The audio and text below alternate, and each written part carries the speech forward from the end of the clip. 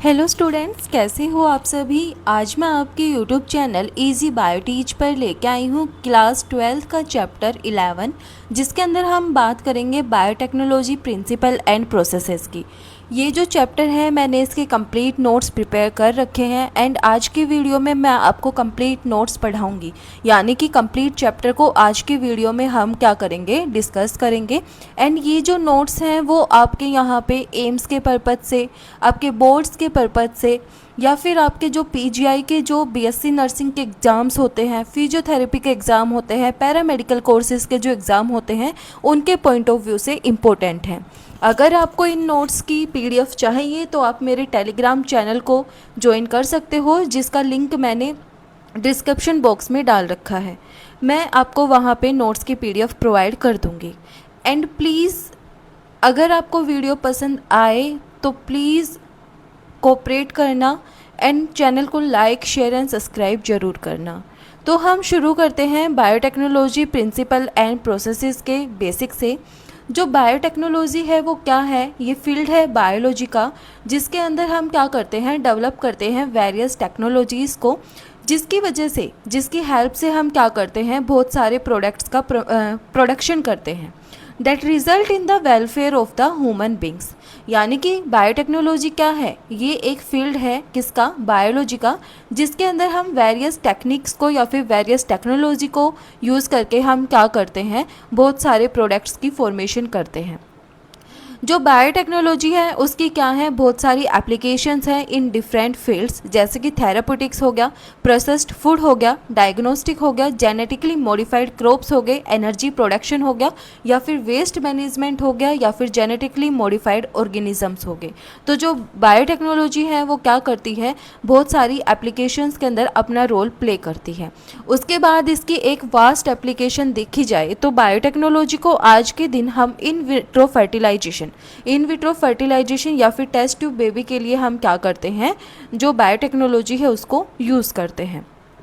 उसके बाद हम देखें डेफिनेशन ऑफ बायोटेक्नोलॉजी। तो जो बायोटेक्नोलॉजी की डेफिनेशन है वो उसको किसने दिया था, उसको दिया था यूरोपियन फेडरेशन ऑफ बायोटेक्नोलॉजी ने, जिन्होंने क्या बोला था, the integration of natural science and organism cells part there of and molecular analogues for products and services. ये क्या है, इंटीग्रेशन है natural science and organism cells parts there of and molecular analogues for their products and services. ये किसने बोला था, ये बोला था यूरोपियन फेडरेशन ऑफ बायोटेक्नोलॉजी ने। उसके बाद हम देखें प्रिंसिपल ऑफ बायोटेक्नोलॉजी। तो यहाँ पे जो मॉडर्न बायोटेक्नोलॉजी है वो दो कोर टेक्निक्स के ऊपर बेस्ड है। फर्स्ट है जेनेटिक इंजीनियरिंग। यहाँ पे क्या करते हैं, जो जेनेटिक मटेरियल है जैसे कि डीएनए और आरएनए है, उसको क्या कर देते हैं, एल्टर कर देते हैं। एल्टर करने के बाद उसको क्या करते हैं, इंट्रोड्यूस करते हैं किसके अंदर, होस्ट ऑर्गेनिज्म के अंदर। तो वो क्या करता है, जो होस्ट ऑर्गेनिज्म है उसका जो फिनोटाइप है उसको क्या कर देते हैं, चेंज कर देते हैं। उसको हम क्या बोलते हैं, जेनेटिक इंजीनियरिंग बोलते हैं। उसके बाद जो सेकेंड टेक्निक है वो है maintenance of sterile environment in chemical engineering process. यहाँ पे ये क्या करता है, हेल्प करता है उन माइक्रोब्स को ग्रो करने में जो कि प्रोसेस के लिए रिक्वायर्ड हैं, जो कि हेल्प करते हैं in the manufacturing of vaccine, antibiotics या फिर drugs. It help in the growth of only those microbes that are required and this process help in the manufacturing of vaccine, antibiotics and drugs. यानी कि ये सिर्फ उन्हीं microbes को grow करने देते हैं, यानी कि उन्हीं माइक्रोब्स को ग्रो करने में हेल्प करते हैं जो कि रिक्वायर्ड होते हैं। और ये किस में हेल्प करते हैं, in the manufacturing of vaccine, antibiotics and drugs. उसके बाद हम देखें बेसिक प्रिंसिपल ऑफ बायोटेक्नोलॉजी। तो यहाँ पे बायोटेक्नोलॉजी का बेसिक प्रिंसिपल क्या होता है, genetic engineering involves the isolation and introduction of only those genes into an organism that are desired and do not introduce the undesirable genes। यानी कि biotechnology या फिर जेनेटिक इंजीनियरिंग के अंदर हम क्या करते हैं, सिर्फ उन्हीं जीन्स का आइसोलेशन करते हैं जो कि माइक्रो ऑर्गेनिज्म या फिर ऑर्गेनिजम्स के लिए क्या होते हैं, डिज़ायर्ड होते हैं। और जो अनडिज़ायरेबल जीन्स हैं उनको हम क्या नहीं करते, इंट्रोड्यूस नहीं करते।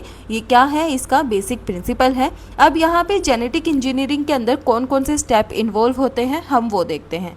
सबसे पहले हम क्या करते हैं, जो रिकम्बिनेंट डीएनए है उसका हम डेवलपमेंट करते हैं। फिर हम जो क्लोनिंग जीन है सॉरी जो डिज़ायर्ड जीन है उसकी हम क्लोनिंग करवाते हैं। उसके बाद हम जो क्लोन जीन है उसको ट्रांसफ़र करते हैं सुटेबल होस्ट ऑर्गेनिज्म के अंदर। तो सबसे पहले मैं आपको यहाँ पे दिखा देती हूँ, जैसे कि ये हमारे पास क्या है, एक डीएनए है और हमारे पास यहाँ पे एक डीएनए और है।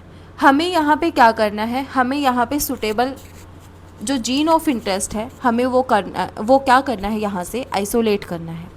तो सबसे पहले हम क्या करेंगे, इस डीएनए से जो हमारा जीन ऑफ इंटरेस्ट है उसको हम क्या कर लेंगे, ले लेंगे।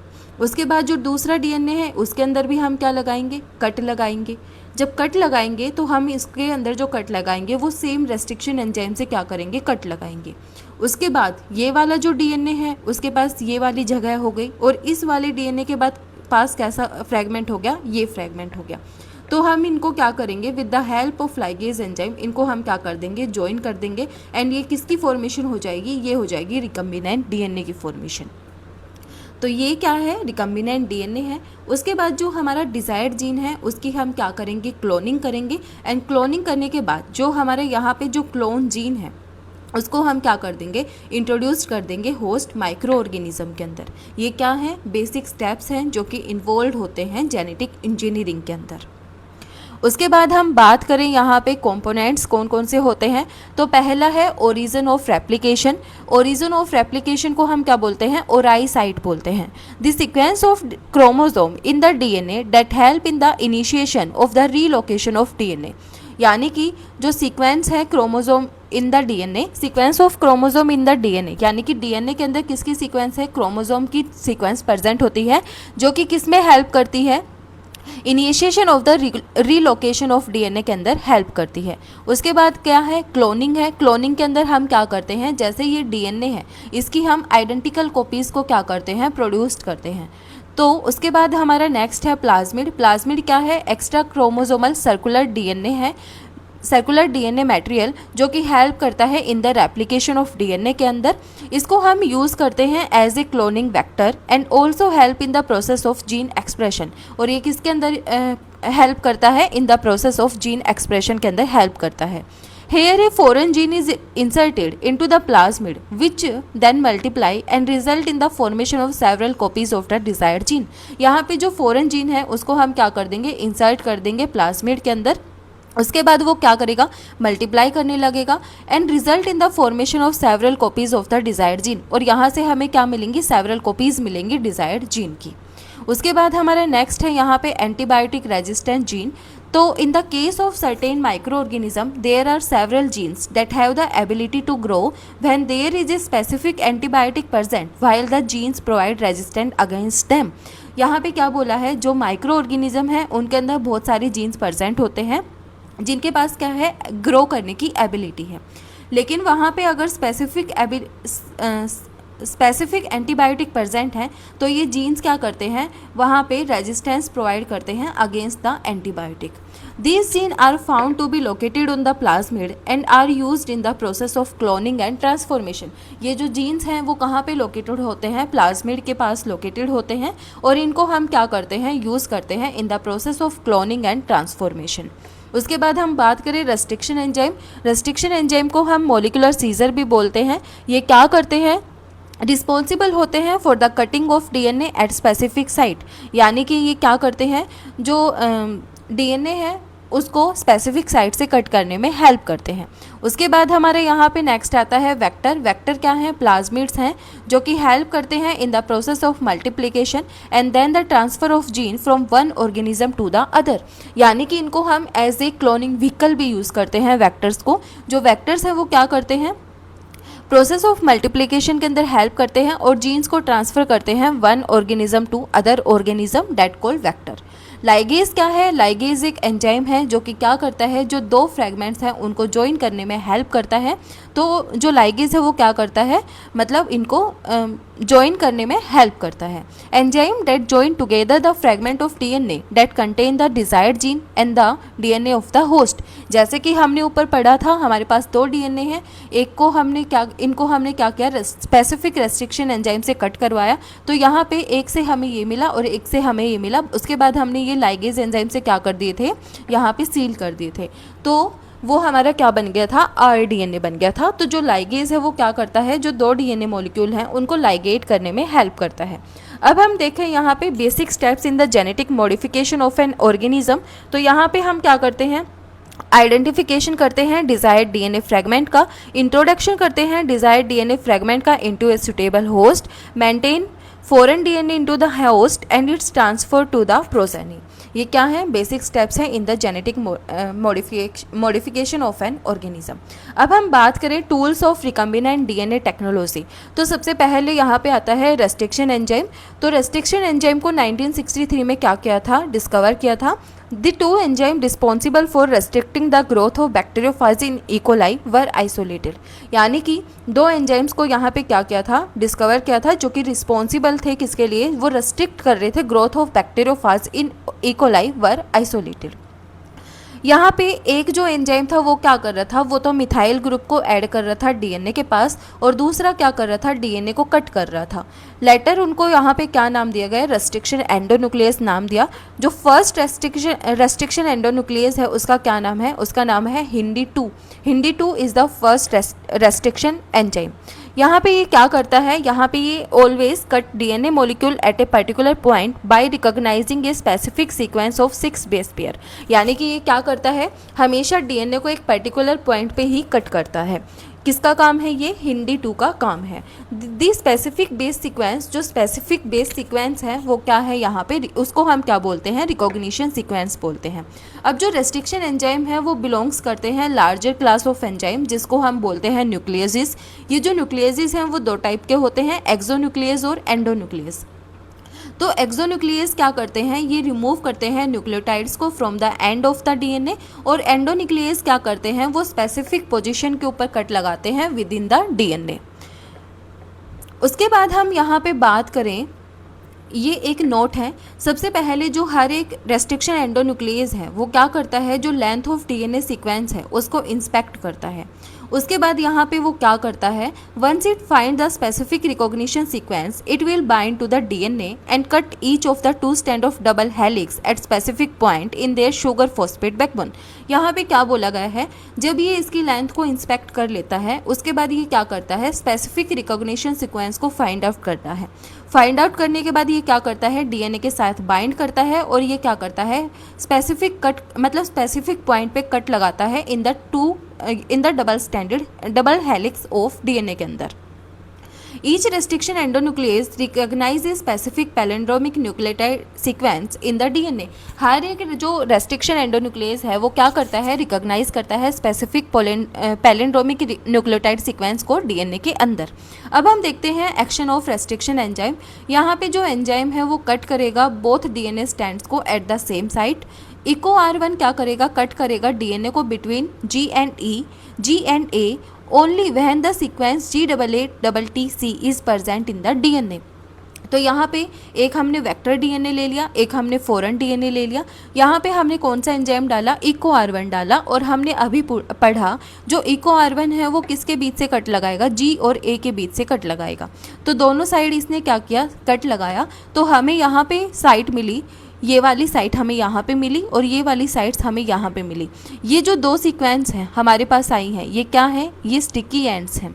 उसके बाद जो डीएनए फ्रेगमेंट्स हैं ये क्या करेंगे, यानी कि लाइगेज एंजाइम आएगा और यहाँ पे क्या करेगा, इन स्टिकी एंड्स को ज्वाइन कर देगा, और ये हमारे पास क्या बन गया, रिकम्बिनेंट डीएनए बन गया। ये इसकी क्या है, प्रोसेस है। एंड ये जो डायग्राम प्रेजेंटेशन है ये इंपॉर्टेंट है, इसको आप एग्जाम के अंदर लिखोगे तो आपको अच्छे मार्क्स यहाँ पे मिलेंगे। उसके बाद यहाँ पे लाइगेज का मैंने आपको बता दिया, ये क्या करेगा, स्टिकी एंड्स को सील करेगा। फिर हम इसको एक बार रिप्रेजेंटेशन और देखें तो यहाँ पे हमने क्या ले लिया, फॉरेन डीएनए ले लिया, ये हमारा वेक्टर डीएनए हो गया। यहाँ पे हमने क्या लगाया, इको R1 से स्पेसिफिक कट लगवाया दोनों के अंदर। तो जो फॉरेन डीएनए है उसके भी हमें पीसेस मिल गए, और जो वेक्टर डीएनए है उसका भी हमें यहाँ पे क्या मिल गया, एक सीक्वेंस मिल गई। अब यहाँ पे लाइगेज आया, लाइगेज से हमने क्या कर लिया, ज्वाइन कर दिया फॉरेन डीएनए को प्लाज्मिड के अंदर। अब यहाँ पे हम जो ये हमारे पास डीएनए आया है, ये जो हमारे पास नई सीक्वेंस आई है इसकी हमने क्या करा दी, ट्रांसफॉर्मेशन करा दी ई कोलाई के अंदर।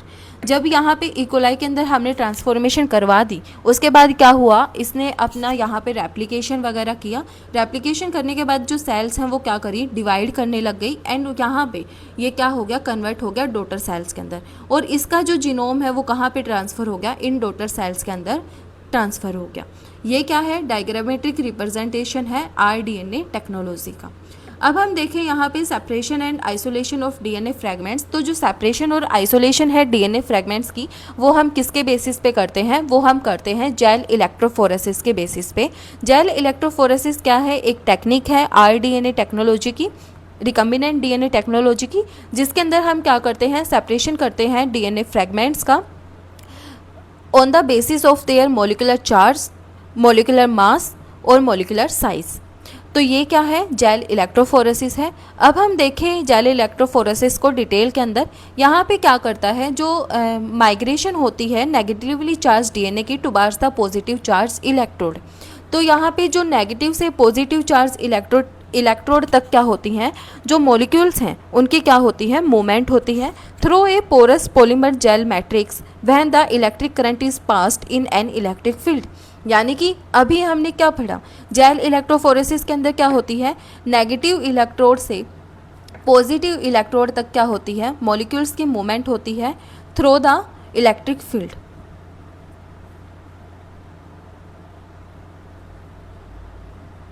The DNA fragment will then start to move in the gel and will separate or resolve based on their size as well as their pore size of the gel। ये जो DNA fragments हैं वो क्या करेंगे, jail के अंदर move करना शुरू कर देंगे and will separate or resolve based on their size as well as pore size of the gel। जो स्मॉलर डीएनए फ्रैगमेंट हैं वो क्या करेंगे, कवर करेंगे लार्जर डिस्टेंस को, और जो लार्जर डीएनए फ्रैगमेंट है वो कवर करेंगे शॉर्टर डिस्टेंस को। इसके अंदर हम जो कॉमनली यूज जेल मैट्रिक्स है वो हमारा क्या है, एग्रोज है, जिसको हम यहाँ पे क्या करते हैं, सीवीड से एक्सट्रैक्ट करते हैं। अब आपको मैं एक बार बता दूँ जेल इलेक्ट्रोफोरेसिस का, नोट्स से हट के बता रही हूँ थोड़ा सा, क्योंकि नोट्स जब हम पढ़ते हैं तो अच्छे से हम एक्सप्लेनेशन नहीं कर पाते हैं। सबसे पहले मैं आपको बता दूं जेल इलेक्ट्रोफोरेसिस क्या होती हैं। तो यहाँ पे जेल इलेक्ट्रोफोरेसिस के अंदर हम क्या करते हैं, सेपरेशन करते हैं मॉलिक्यूल्स की on the basis of their charge, on the basis of their size, on the basis of their molecular weight.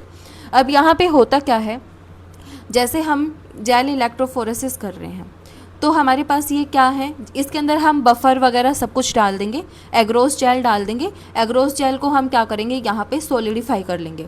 Solidify करने के बाद हम क्या करते हैं, एग्रोस जेल के अंदर वेल्स की फॉर्मेशन करते हैं। वेल्स की क्या करते हैं, हम फॉर्मेशन करते हैं, और फिर हम इसके अंदर क्या करते हैं, अपना जो डीएनए है उसको हम इसके अंदर क्या करते हैं, लोड कर देते हैं। लोड करने के बाद हम यहाँ पे क्या करते हैं, इसके अंदर हम इथेरियम ब्रोमाइड डालते हैं। जहाँ पे डीएनए प्रेजेंट होता है वहाँ पे जो लाइट है वो क्या करने लगती है, ब्लिंक करने लगती है, जिसका मतलब क्या है, जो वेल है उसके अंदर सैंपल प्रेजेंट है। जहाँ पे लाइट ब्लिंक नहीं करती वहाँ पे सैंपल प्रेजेंट नहीं है, इसका मतलब ये होता है। अब जो जेल इलेक्ट्रोफोरेसिस है उसके अंदर क्या होता है, हम सेपरेशन करते हैं चार्ज मॉलिक्यूल्स की, यानी कि सेपरेशन करते हैं हम मॉलिक्यूल्स की। तो यहाँ पे जब हम डीएनए को लोड करते हैं तो जो डीएनए है वो क्या करता है, मूव करता है। जो शॉर्टर डीएनए फ्रेगमेंट्स होते हैं वो क्या करते हैं, ज़्यादा दूरी तक मूव कर पाते हैं, यानी कि वो नीचे तक क्या कर जाते हैं, मूव कर देते हैं। और जो हैवी पार्टिकल्स होते हैं वो क्या करते हैं, ऊपर ही रह जाते हैं। तो यहाँ पे हम जो जेल इलेक्ट्रोफोरेसिस है उसके अंदर हम क्या करते हैं, सेपरेशन करते हैं डीएनए मॉलिक्यूल्स की on the basis of their size. यही हमने पढ़ा था। यहाँ पे हम क्या करते हैं, इलेक्ट्रिक फील्ड को अप्लाई करते हैं, और उससे क्या होती हैं, जो डीएनए मॉलिक्यूल्स हैं वो क्या करते हैं, मूवमेंट शो करते हैं। अब ये हम यहाँ पे कवर कर चुके हैं इतना। अब उसके बाद मैं आपको यहाँ पे एक चीज़ बता दूँ, जैसे कि मैंने अभी बताया, यहाँ पे हम क्या करते हैं, इथेरियम ब्रोमाइड को डालते हैं, जिससे जो लाइट है वो क्या करती है, ब्लिंक करती है, एंड उससे हम पता लगाते हैं यहाँ पे डीएनए प्रेजेंट है। To observe the DNA fragment, they first need to stain by the compound called Etherium bromide. Since they cannot be observed directly and are then exposed to the UV light, this will result in the fluorescence in DNA। यहाँ पे हमने क्या किया, DNA fragments को observe करने के लिए उस सबसे पहले हमने यहाँ पे स्टेन डाला इथेरियम ब्रोमाइड। इसके बिना हम यहाँ पे क्या नहीं कर सकते, जो डीएनए के फ्रेगमेंट है उनको हम ऑब्जर्व नहीं कर पाते। उसके बाद यहाँ पे है elution. The process of elution involves the purification of desired DNA fragment using various method from the gel. यानी कि जो प्रोसेस ऑफ इल्यूजन है वो क्या करती है, इन्वॉल्व करती है purification of desired DNA fragments using various method from the gel, that is agarose gel electrophoresis of DNA. इसके बाद हम देखें क्लोनिंग वेक्टर। क्लोनिंग वेक्टर क्या होते हैं, जैसे कि हमने पढ़ा वेक्टर क्या है, वेक्टर क्लोनिंग व्हीकल्स होते हैं। ये क्या करते हैं, डिजायर्ड जीन को ट्रांसफ़र करते हैं from one organism to another organism. तो जो vector is an any DNA molecule are responsible for the carrying of the desired gene that needs to be inserted into the host organism. For example, यहाँ पे हमने example लिया plasmid का। Plasmid क्या है, एक extra cellular autonomous replicating genetic content है जो कि प्रेजेंट होता है बैक्टीरिया के अंदर, और ये डिफरेंट होता है from the other chromosomal DNA के अंदर। ये क्या करता है, हेल्प करता है transfer of desired DNA into the host cell, यानी कि डिज़ायर्ड डीएनए को ट्रांसफ़र करता है होस्ट सेल के अंदर। अब जो प्लाज्मिड है उसके अंदर origin of replication site present होती है जो कि रिस्पॉन्सिबल होती है for the replication, and it's also content antibiotic resistant gene. इनके ये किसके लिए रिस्पॉन्सिबल होती है, रेप्लिकेशन के लिए, और इसके अंदर एंटीबायोटिक रेजिस्टेंट जीन्स प्रेजेंट होते हैं। उसके बाद हम यहाँ पे बात करें, following features are required for a cloning vector. तो ओरीसाइट्स की हमें क्या होती है, रिक्वायरमेंट होती है। इसके अंदर क्या है, ये हेल्प करती है रेप्लिकेशन के अंदर, और इसके अंदर एंटीबायोटिक रेजिस्टेंस जीन्स प्रेजेंट होते हैं। ये क्या करती है, help in the replication of DNA fragment into the host cell and result in the maintenance of the number of copies of DNA. उसके बाद है selectable marker to identify transformed cell. अब यहाँ पे हम बात करें सिलेक्टेबल मार्कर्स की। The process of introduction of piece of DNA into the host cell, यानी कि हमने क्या किया, जो डीएनए का पीस था उसको हमने इंट्रोड्यूस किया होस्ट सेल के अंदर। उस प्रोसेस को हम क्या बोलेंगे, ट्रांसफॉर्मेशन बोलेंगे। Gene that encode resistant to bar certain antibiotic such as, जो जीन्स हैं वो एनकोड करते हैं resistant to bar the certain antibiotic. वो कौन से हैं, एम्पीसिलिन, क्लोरामफेनिकोल, टेट्रासाइक्लिन और कैनामाइसिन। ये क्या है, कुछ एक यूजफुल सिलेक्टेबल मार्कर्स हैं इकोलाई के लिए। In the absence of these marker the normal E coli cell do not show any resistant against any of these antibiotic. यानी कि अगर इकोलाई के अंदर ये सिलेक्टेबल मार्कर्स प्रेजेंट नहीं है तो जो नॉर्मल इकोलाई सेल है वो कोई भी रेजिस्टेंस शो नहीं करती against any of these antibiotics. उसके बाद आता है क्लोनिंग साइट। यहाँ पे बोला गया है कि एक क्लोनिंग साइट तो यहाँ पे प्रेजेंट होनी ही चाहिए। अगर एक से ज़्यादा क्लोनिंग साइट्स प्रेजेंट होती हैं तो जो प्रोसेस है वो क्या हो जाती है, कॉम्प्लिकेट हो जाती है। जो एंटीबायोटिक रेजिस्टेंट जीन्स प्रेजेंट होते हैं एज द रेस्ट्रिक्शन साइट, वो रिस्पॉन्सिबल होते हैं for the ligation of the foreign DNA के लिए। उसके बाद जो डिज़ायर्ड जीन है उसको हम क्या करते हैं, इंट्रोड्यूस करते हैं at the site of antibiotic resistant gene, resulting in the loss of antibiotic resistance. यानी कि जो डिज़ायर्ड जीन है उसको हम इंट्रोड्यूस करते हैं at the site of antibiotic resistant gene. तो यहाँ पे क्या होता है, जो एंटीबायोटिक रेजिस्टेंस है वो क्या हो जाता है, लॉस हो जाता है। This result in the loss of antibiotic resistant gene in the recombinant plasmid. So recombinant selected from the non recombinants. तो जो रिकम्बिनेंट्स हैं उनको हम कहाँ से सिलेक्ट करते हैं, नॉन रिकम्बिनेंट्स से। अनदर मेथड यहाँ पे क्या है, वो है इंसर्शनल इनएक्टिवेशन। यहाँ पे हम क्या करते हैं, इसको ट्रांसफॉर्म्ड सेल को फाइंड आउट करने के लिए यूज़ करते हैं। This is based on the ability to produce colour when the chromosomic substrate are present. ये किसके ऊपर बेस्ड होता है, on the ability of produced colour. जब जो क्रोमोजेनिक सबस्ट्रेट है प्रेजेंट होता है तो उसके ऊपर क्या होती है, ये बेस्ड होती है। इस टेक्निक के अंदर हम क्या करते हैं, जो आरडीएनए है वो इंट्रोड्यूस करता है coding sequence of an enzyme beta galactosidase. जो बीटा गैलेक्टोसाइडेज एंजाइम है उसकी कोडिंग सीक्वेंस को क्या करता है, इंट्रोड्यूस करता है। और जो बीटा गैलेक्टोसाइडेज है वो क्या करता है, गैलेक्टोज को लैक्टोज के अंदर कन्वर्ट कर देता है। ये मैं आपको कंप्लीट रीड आउट करके समझाऊंगी, ऐसे आपको समझ नहीं आएगा। अगर एक जीन है उसको हम इंट्रोड्यूस कर देते हैं into this region, the formation of beta galactosidase will not and thus there will be no formation of lactose resulting in the inactivation of the enzyme which is called insertional inactivation. यहाँ पे बोला गया है अगर हम gene है उसको introduce कर देते हैं into this region, the formation of beta galactosidase will not, यानी कि एक जीन है उसको हमने इंट्रोड्यूस कर दिया तो जो फॉर्मेशन है बीटा गैलेक्टोसाइडेज की वो नहीं होगी। एंड अगर बीटा गैलेक्टोसाइडेज यहाँ पे फॉर्म नहीं हो रहा तो बीटा गैलेक्टोसाइडेज गैलेक्टोज को लैक्टोज के अंदर कन्वर्ट कैसे करेगा, तो जो लैक्टोज है उसकी भी फॉर्मेशन यहाँ पे नहीं होगी। तो यहाँ पे क्या होगा, जो एंजाइम्स हैं उनका इनएक्टिवेशन हो जाएगा, जिसको हम क्या बोलेंगे, इंसर्शनल इनएक्टिवेशन बोलेंगे। ये यहाँ पे बोला गया है। उसके बाद है blue colour of the non transformed colonies occur due to the presence of chromosomic substrates. जो ब्लू कलर है नॉन ट्रांसफॉर्म्ड कॉलोनीज का, वो किसकी वजह से होता है, क्रोमोजेनिक सबस्ट्रेट की वजह से होता है। While no colour is produced in the colonies if the insertional inactivation of the galactosidase occur due to the presence of the gene of interest, these colonies can be named the recombinant colonies. अगर यहाँ पे colour produce नहीं होता है colonies के अंदर, if the insertional inactivation हो जाता है गैलेक्टोसाइडेज का, तो यहाँ पे क्या होता है, occurs due to the presence of the gene of interest. तो ये कॉलोनीज, इन कॉलोनीज को हम क्या नाम देंगे, इनको हम नाम देंगे रिकम्बिनेंट कॉलोनीज का। उसके बाद हम देखते हैं स्टेप। यहाँ पे हम क्या करेंगे, आइसोलेट करेंगे प्लाज्मिड डीएनए और ह्यूमन डीएनए को, कट करेंगे स्पेसिफिक रेस्ट्रिक्शन एंजाइम से। दोनों सैंपल्स को हम क्या कर लेंगे, कट कर लेंगे स्पेसिफिक रेस्ट्रिक्शन एंजाइम से। उसके बाद हम क्या करेंगे, mix the DNA then join by base pairing, the product are recombinant plasmid and many non recombinant plasmid. यहाँ पे हमने जब उनके डीएनए को मिक्स कर दिया तो यहाँ पे जो बेस पेयरिंग है उनको क्या कर लिया, इनने ज्वाइन कर लिया। तो यहाँ पे जो प्रोडक्ट मिला वो कुछ एक रिकम्बिनेंट प्लाज्मिड है और कुछ एक क्या है, नॉन रिकम्बिनेंट प्लाज्मिड है। उसके बाद हमने क्या किया, इंट्रोड्यूस किया डीएनए को बैक्टीरियल सेल के अंदर। They have a mutation in their आवन लैक्जेड जीन्स। जो लैक्जेड जीन्स हैं उनके अंदर क्या है, म्यूटेशन प्रेजेंट है। Plate the bacteria on agar containing ampicillin and alpha galactosidase incubate until colonies grow. यहाँ पे हम क्या करेंगे, बैक्टीरिया को प्लेट कर देंगे अगार मीडियम के अंदर, जिसके अंदर एम्पिसिलिन और अल्फा गैलेक्टोसाइडेज एंजाइम प्रेजेंट है। उसके बाद हम क्या करेंगे, जो इंक्यूबेट करेंगे और जो कॉलोनीज हैं वो क्या कर जाएंगी, इसके ऊपर ग्रो कर जाएंगी। यहाँ पे हमने क्या पढ़ा, सबसे पहले हमने डीएनएस को आइसोलेट किया, रेस्ट्रिक्शन एंजाइम से हमने कट लगाया।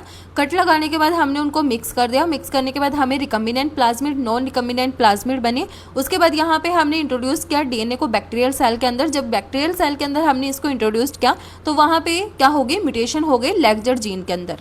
उसके बाद यहाँ पे हमने बैक्टीरिया को अगार मीडियम के अंदर प्लेटिंग की। उसके बाद यहाँ पे क्या हुआ, इंक्यूबेट किया और जो कॉलोनीज हैं वो क्या कर गई, ग्रो कर गई। अब यहाँ पे हमने बैक्टीरियल सेल ली, ह्यूमन सेल ली, दोनों के जीन ऑफ इंटरेस्ट को हमने यहाँ पे क्या कर लिया, आइसोलेट कर लिया। आइसोलेट करने के बाद हमें यहाँ पे स्टिकी एंड्स मिले, जिनको हमने लाइगेज एंजाइम की हेल्प से क्या कर दिया, लाइगेट कर दिया, और हमें यहाँ पे मिले आरडीएनए प्लाज्मिड्स। अब ये क्या है, एक बैक्टीरिया की सेल है जिसके अंदर हमने इन आरडीएनए प्लाज्मिड्स को आइसोलेट कर लिया। अब यहाँ पे क्या हुई, म्यूटेशन हुई। म्यूटेशन के बाद हमने इनको क्या किया, अगार मीडियम के ऊपर ग्रो कराया। अगार मीडियम के ऊपर ग्रो कराने के बाद हमें यहाँ पे इंक्यूबेट किया, और इंक्यूबेट करने के बाद हमें यहाँ पे क्या मिले, जो कॉलोनीज हैं वो ग्रो कर गई। तो यहाँ पे जब कॉलोनीज ग्रो करी तो यहाँ पे क्या था, colony carrying recombinant plasmid with disturbed lacZ gene, यानी कि जो कॉलोनीज प्रेजेंट थी उनके अंदर क्या था, रिकम्बिनेंट प्लाज्मिड था जिसके अंदर डिस्टर्बटेड लैक्जेड जीन प्रेजेंट था, और जो कॉलोनीज थी जिनके अंदर नॉन रिकम्बिनेंट प्लाज्मिड था उनके अंदर विद इंटैक्ट लैक्जेड जीन ये था। फिर उसके बाद यहाँ पे क्या हुआ, जो कॉलोनीज आई उनसे यहाँ पे क्या बनाए, बैक्टीरियल क्लोन्स बन गए। तो ये था हमारे यहाँ पे ये प्रोसेस। उसके बाद है इंसर्शनल इनएक्टिवेशन। क्या होता है, the process of introduction of the desired gene in the coding region of DNA that result in the inactivation of an enzyme. यहाँ पे हम क्या कर रहे हैं, इंट्रोड्यूस कर रहे हैं डिजायर्ड जीन को into the coding region of DNA, जिसका रिजल्ट क्या है, यहाँ पे क्या होगा, इनएक्टिवेशन होगा एंजाइम्स का। अब हम देखें vector for cloning gene in plants and animals. तो यहाँ पे जो वेक्टर्स हैं क्लोनिंग जीन और cloning gene in plant and animal, तो प्लांट के अंदर हम एग्रोबैक्टीरियम ट्यूमिफेशन को यूज़ करते हैं। ये क्या है, सेवरल डाइकोट प्लांट्स होते हैं उनके लिए क्या करता है, ये पैथोजन के जैसे एक्ट करता है। यहाँ पे हम क्या करते हैं, जो टी-डीएनए है उसको ट्रांसफ़र करते हैं प्लांट सेल के अंदर, और ये क्या करता है, प्लांट सेल के अंदर ट्यूमर को कोज कर देता है। उसके बाद जो रेट्रोवायरस है उसको हम एनिमल के केस में यूज़ करते हैं। इनके पास क्या है, एबिलिटी है, ये ट्रांसफ़र करता है नॉर्मल सेल को कैंसरस सेल के अंदर। फिर हम बात करें यहाँ पे कॉम्पिटेंट होस्ट की, तो यहाँ पे जो कैल्शियम ट्रीटेड कंपिटेंट सेल है उसको हम कहाँ पे प्लेस करते हैं, आइस के अंदर रखते हैं। देन उसको हम इंक्यूबेट करते हैं 42 डिग्री सेल्सियस पे 1 to 2 मिनट्स के लिए। उसके बाद हम उसको क्या करते हैं, इमीडिएटली प्लेस कर देते हैं आइस के अंदर। अब यहाँ पे क्या होगा, ये कन्वर्ट कर देगा आरडीएनए को कंपिटेंट सेल के अंदर। ये क्या है, कंपिटेंस है। उसके बाद यहाँ पे अदर जो मेथड्स हैं वो है माइक्रो इंजेक्शन, बायोलिस्टिक और gene gun method. Micro injection के अंदर क्या होता है, जो डीएनए है उसको डायरेक्टली इंट्रोड्यूस कर देते हैं in the nucleus of the host cell. और बायोलिस्टिक के अंदर हम क्या करते हैं, यहाँ पे high velocity micro plate of gold and tungsten coated with DNA is required. यानी कि यहाँ पे जो डीएनए है उसको हम क्या करते हैं, कोट कर देते हैं टंगस्टन और गोल्ड से। और ये क्या है, हाई वेलोसिटी माइक्रो पार्टिकल होते हैं, यानी कि एकदम से इनको क्या किया जाता है, इंसर्ट किया जाता है। तो ये क्या है, अनदर मेथड्स हैं। उसके बाद हम बात करें process of recombinant DNA technology की। यहाँ पे सबसे पहले हम क्या करते हैं, आइसोलेशन करते हैं जेनेटिक मटेरियल का। सबसे पहले जो सेल मेम्ब्रेन है या फिर सेल वॉल है उसको हम यहाँ पे क्या करते हैं, ब्रेक डाउन करते हैं। और उसके बाद हम यहाँ पे क्या करते हैं, जो डीएनए है उसको आइसोलेट करते हैं। In the case of bacteria जो लाइसोजाइम एंजाइम है हम उसको डालते हैं, वो क्या करता है, बैक्टीरिया के सेल वॉल को रिमूव करता है। Cellulase in the case of plant cell हम क्या करते हैं, सेलुलेज को डालते हैं जो कि प्लांट सेल की जो सेल वॉल है उसको रिमूव करता है। फंगस के केस में हम काइटिन को तोड़ने के लिए काइटिनेज एंजाइम का यूज़ करते हैं। उसके बाद अगर हम आरएनए को आइसोलेट करते हैं तो यहाँ पे हम राइबोन्यूक्लियस की हेल्प से क्या करते हैं, आइसोलेट करते हैं। और प्रोटीन को हम यहाँ पे क्या करते हैं, रिमूव करते हैं यूजिंग प्रोटेज एंजाइम। फिर उसके बाद हम क्या करते हैं, जो डीएनए है उसको हम इथेनॉल से ट्रीट करते हैं। उसके बाद as to remove the remaining impurities, यहाँ पे हम क्या करते हैं, यानी कि जो डीएनए है उसको ट्रीट किया इथेनॉल से, तो जो इम्प्योरिटीज़ हैं डीएनए की वो क्या हो गई, रिमूव हो गई। DNA is then obtained as fine thread in suspension. उसके बाद हमें डीएनए मिल गया as a fine thread in suspension के अंदर। उसके बाद हमने यहाँ पे क्या किया, रेस्ट्रिक्शन डाइजेशन किया आइसोलेटेड डीएनए का। जब हम यहाँ पे रेस्ट्रिक्शन डाइजेशन करते हैं, यानी कि सबसे पहले हमने उसको आइसोलेट कर लिया। आइसोलेट करने के बाद हम क्या करेंगे, यहाँ पे रेस्ट्रिक्शन डाइजेशन करेंगे आइसोलेटेड डीएनए का। अब ये हम किसकी हेल्प से करेंगे, एक्रोस जेल इलेक्ट्रोफोरेसिस की हेल्प से करेंगे। यानी कि हमने यहाँ पे क्या किया, जो हमारा डिज़ायर्ड जीन था उसको हमने आइसोलेट कर लिया। अब उसको आइसोलेट करने के बाद हम क्या करेंगे, जैसे कि हमने क्या करा था, सबसे पहले हमने आइसोलेट कर लिए। आइसोलेट करने के बाद हमने रेस्ट्रिक्शन एंजाइम से उसको कट कराया। कट कराने के बाद हमने उनको क्या किया था, लाइगेट कर दिया था। तो यहाँ पे हम सबसे पहले लाइगेट करने से पहले हम क्या करेंगे, जो डिज़ायर्ड डीएनए है उसको हम चूज़ करेंगे। और वो हम किसकी हेल्प से करते हैं, वो हम करते हैं एक्रोस जेल इलेक्ट्रोफोरेसिस की हेल्प से। उसके बाद हम उसको क्या करेंगे, लाइगेज की हेल्प से क्या कर देंगे, हम उन दोनों को लाइगेट कर देंगे। और यहाँ पे किसकी फॉर्मेशन हो गई, आरडीएनए की फॉर्मेशन हो गई। उसके बाद हम क्या करेंगे, एम्प्लीफिकेशन करेंगे जीन ऑफ इंटरेस्ट का using polymerase chain reaction. Polymerase chain reaction को किसने इंट्रोड्यूस किया था, कैरी मुलिस नाम के साइंटिस्ट ने इंट्रोड्यूस किया था। इन्होंने इसको 3 पार्ट के अंदर क्या किया था, डिस्क्राइब किया था, डीनेचुरेशन, एनेलिंग एंड एक्सटेंशन। तो सबसे पहले हम देखते हैं amplification of gene of interest using PCR होता क्या है। यहाँ पे हम एम्प्लीफिकेशन करते हैं desired gene of the DNA can be done by the process of polymerase chain reaction. यहाँ पे हम 2 सेट ऑफ प्राइमर्स को यूज़ करते हैं, फॉरवर्ड प्राइमर और रिवर्स प्राइमर। जो डीएनए एम्प्लीफिकेशन है वो हम डीएनए पॉलीमरेज एंजाइम की हेल्प से क्या करते हैं। उसके बाद जो टैग पॉलीमरेज है वो क्या है, most commonly use polymerase enzyme है during the polymerase chain reaction. अब यहाँ पे हम करते क्या हैं, एम्प्लीफिकेशन कैसे करेंगे, हमारे पास डबल स्टैंडर्ड डीएनए है, हायर टेम्परेचर 95 डिग्री सेल्सियस पे हम क्या करेंगे, डीनेचुरेशन करेंगे। और जो डबल स्टैंडर्ड डीएनए है उसके हाइड्रोजन बॉन्ड्स हैं वो क्या हो जाएंगे, ब्रेकआउट हो जाएंगे। एंड जो डबल स्टैंडर्ड डीएनए है वो कन्वर्ट हो जाएगा सिंगल स्टैंडर्ड डीएनए के अंदर। नेक्स्ट जो स्टेप है वो है एनेलिंग, या ये हम करते हैं 55 डिग्री सेल्सियस पे। यहाँ पे क्या होगा, एनेलिंग के अंदर जो 3 प्राइम ग्रुप्स हैं दोनों स्टैंड पे, वहाँ पे जो प्राइमर है वो ऐड हो जाएगा, फॉरवर्ड प्राइमर, रिवर्स प्राइमर यहाँ पे ऐड हो जाएंगे। उसके बाद ये क्या करेंगे, नए डीएनए स्टैंड के सिंथेसिस करेंगे। जब ये नए डीएनए स्टैंड की सिंथेसिस कर देंगे उसके बाद जो थर्ड स्टेप है वो है हमारा एक्सटेंशन स्टेप, जो कि हम 72 डिग्री सेल्सियस पे करते हैं। और यहाँ पे जो हमारे नए स्टैंड है वो क्या हो जाएंगे, सिंथेसाइज हो जाएंगे। उसके बाद हम क्या करेंगे, इंसर्शन करेंगे रिकम्बिनेंट डीएनए का होस्ट सेल ऑर्गेनिज्म के अंदर।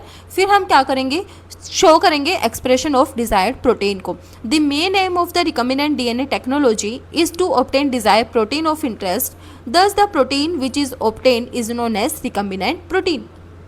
उसके बाद ये जो सेल्स हैं इनके पास जीन ऑफ इंटरेस्ट प्रेजेंट होता है ग्रो करने के लिए, स्मॉल स्केल और लार्ज स्केल पे ग्रो करने के लिए इनके पास जीन ऑफ इंटरेस्ट प्रेजेंट होता है। फिर जो नेक्स्ट टॉपिक हमें दे रखा है वो है बायोरिएक्टर। बायोरिएक्टर क्या है? लार्ज वेसल्स हैं जिनकी वॉल्यूम 100 से 1000 लीटर तक होती है। इसके अंदर हम क्या करते हैं, रॉ मटेरियल है उसको हम बायोलॉजिकली कन्वर्ट कर देते हैं स्पेसिफिक प्रोडक्ट के अंदर। ये क्या प्रोवाइड करता है, यानी कि जो बायोरिएक्टर है उसके अंदर सारी स्पेसिफिक ऑप्टिमल कंडीशंस प्रेजेंट होती हैं for achieving the desired product by providing optimal growth condition like जैसे कि temperature, pH, substrate, salt, vitamins and oxygen. उसके बाद हम बात करें स्टीर टैंक बायोरिएक्टर की। ये क्या है? कॉमनली यूज बायोरिएक्टर है, सिलेंड्रिकल शेप का होता है, कर्व्ड बेस होता है इसका, फैसिलिटेट करता है proper mixing of the content. Single stir tank bioreactor इसको हम बोलते हैं। उसके बाद बायोरिएक्टर के कंपोनेंट्स क्या हैं? इसके अंदर एजिटेटर सिस्टम प्रेजेंट होता है, ऑक्सीजन डिलीवरी सिस्टम प्रेजेंट होता है, फोम कंट्रोल सिस्टम प्रेजेंट होता है, टेम्परेचर कंट्रोल सिस्टम प्रेजेंट होता है, पीएच कंट्रोल सिस्टम प्रेजेंट होता है, sampling ports to withdraw culture periodically. उसके बाद यहाँ पे स्पार्स स्टीर टैंक की हम बात करें, ये क्या है? स्टीर टाइप बायोरिएक्टर है जिसके अंदर जो एयर है वो क्या हो जाती है? बबल आउट हो जाती है। फिर हम बात करें डाउनस्ट्रीम प्रोसेसिंग। जैसे हमने अपस्ट्रीम प्रोसेसिंग क्या होती है, यहाँ पे हम फर्मेंटेशन कर लेते हैं, जो कंप्लीट प्रोसेस है उसको हम कर लेते हैं, लेकिन यहाँ से सिर्फ हमें क्या मिलता है? प्रोडक्ट मिलता है। अब ये जो प्रोडक्ट है इसको अगर हमें मार्केट के अंदर बेचना है तो उससे पहले हमें बहुत सारी स्टेजेस से गुजरना पड़ता है, जैसे कि प्रोडक्ट का सेपरेशन, प्रोडक्ट की प्यूरिफिकेशन, उसके बाद उसका फॉर्मुलेशन, प्रिजर्वेशन, उसके बाद उसकी यहाँ पे अगर कोई ड्रग्स वगैरह है तो उनकी quality control, testing and clinical trials. तो जो स्टेप्स हम अपस्ट्रीम प्रोसेसिंग के बाद करते हैं उसको हम क्या बोलते हैं? डाउनस्ट्रीम प्रोसेसिंग बोलते हैं। All the process to which a product is subjected to before being marketing as a finished product और कॉल्ड डाउनस्ट्रीम प्रोसेसिंग। ये था हमारा क्लास 12 का चैप्टर 11। तो वीडियो पसंद आए तो please like, share and subscribe जरूर करना। Thank you.